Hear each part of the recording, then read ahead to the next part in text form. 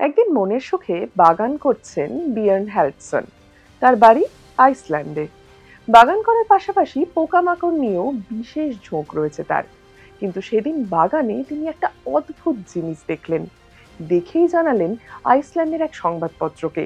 সেই খবর প্রকাশিত হতেই কার্যত হইচই পড়ে গিয়েছে সারা বিশ্বের পরিবেশবিদ ও পরিবেশ বিজ্ঞানীদের মধ্যে। কিন্তু কি এই জিনিস? বিয়ার্ন যা দেখেছেন তা আমি, আপনি আমাদের বাড়িতে প্রায় রোজই দেখি। শুধু দেখি না, ঘুমের মধ্যেও তার উপস্থিতি টের পেলে সজাগ হই বাধ্য হয়ে। তিনি সেদিন তার বাগানে দেখেছিলেন 3টে মশা। কিন্তু কেন আমাদের রোজকার সঙ্গী কিন্তু বিরক্তিকর এই পোকাটি হঠাৎ মাথা ব্যথার কারণ হয়ে উঠছে গোটা বিশ্বের?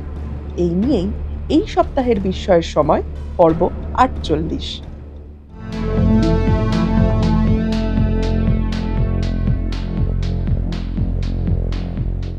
প্রেমেন্দ্র মিত্রের ঘনাদা সিরিজের মশা গল্পটি আমরা অনেকেই পড়েছি। সেই গল্পে মশাকে বিশ্বযুদ্ধের ক্ষেত্রে বায়োলজিক্যাল অস্ত্র হিসেবে ব্যবহার করা হচ্ছিল, যদিও বিয়ার্ন এমন কোনো দাবি করেননি। কিন্তু তবুও আইসল্যান্ডে মশার উপস্থিতি মানব সভ্যতার উপর আসতে চলা এক বিরাট বিপদেরই আভাস দিচ্ছে। আসলে মশা হলো আর্থ্রোপড বা সন্ধিপদ শ্রেণীর প্রাণী। এই প্রাণীদের বিশেষত্ব হলো এদের রক্ত ঠান্ডা। মানুষ সহ সব স্তন্যপায়ী প্রাণী নিজের পরিবেশের সঙ্গে খাপ খাইয়ে নিতে রক্তের তাপমাত্রা পছন্দ মতো বদলে নেয়। আর এটা হয় আমাদের অজান্তেই। কিন্তু মশা যেহেতু ঠান্ডা রক্তের প্রাণী, তাই মশার পছন্দ উষ্ণ অঞ্চল। খুব ঠান্ডা অঞ্চলে বাঁচতে পারে না মশা। এই কারণেই ঐতিহাসিকভাবে মশা মুক্ত দেশ হিসেবেই পরিচিত ছিল আইসল্যান্ড। কিন্তু সেখানেও যে হারে জলবায়ু পরিবর্তন হচ্ছে, সেটাই জানান দিচ্ছে এই 3টে মশা। গ্লোবাল ওয়ার্মিং এর প্রভাব কতটা গুরুতর আইসল্যান্ডে?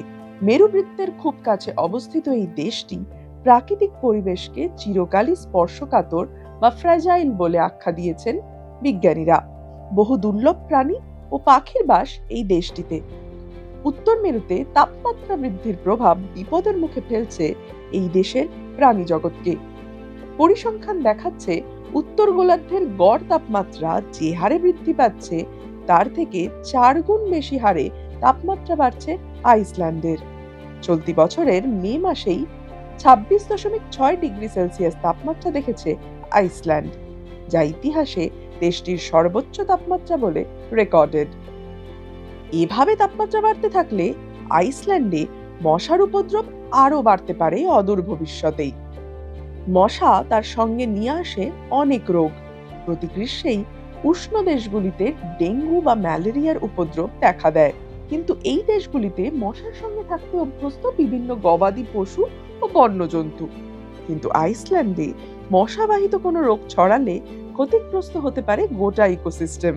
কারণ সেখানকার প্রাণী জগতের মশাবাহিত রোগের সঙ্গে লড়াই করার ইমিউনিটি সিস্টেমই নেই।